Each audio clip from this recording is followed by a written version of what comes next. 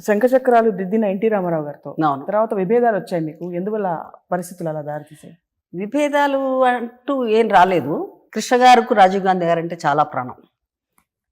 ఇందిరాగాంధీ గారు చనిపోయిన తర్వాత రాజీవ్ గాంధీ గారు స్వయాన ఫోన్ చేయించి, ఆయనకి పాలిటిక్స్ ఇష్టం లేదు, అప్పుడు రాజీవ్ గాంధీ గారు పిలిపించి ఆంధ్రాలో నువ్వు నాకు సపోర్ట్ చేయాలి అని అన్న. అంటే అప్పుడు ఆయన పీక్ పీరియడ్లో ఉన్నారు.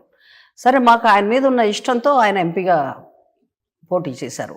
అదే సాహస నా ఊపిరి అనే పిక్చరు తీసేటప్పుడు ఏమైందంటే, కాంగ్రెస్ వాళ్ళు ఏమన్నా మాకు చెయ్యాలి మీరు అన్నప్పుడు ఈ సబ్జెక్ట్ రెడీ చేసాం. మహారథి గారు రెడీ చేశారు.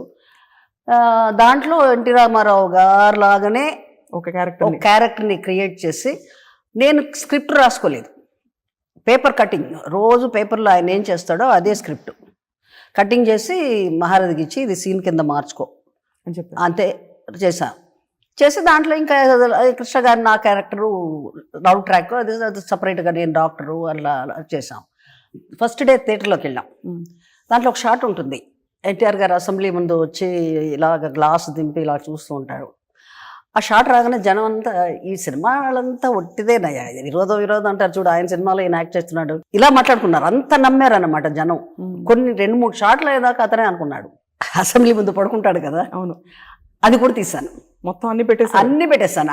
నేను స్క్రిప్ట్ రాయలేదు, ఆయన చేసిందే తీశాను. దాంతో కొంచెం విరోధం వచ్చేసింది. చాలా దూరంగానే ఉన్నాం మాట్లాడు.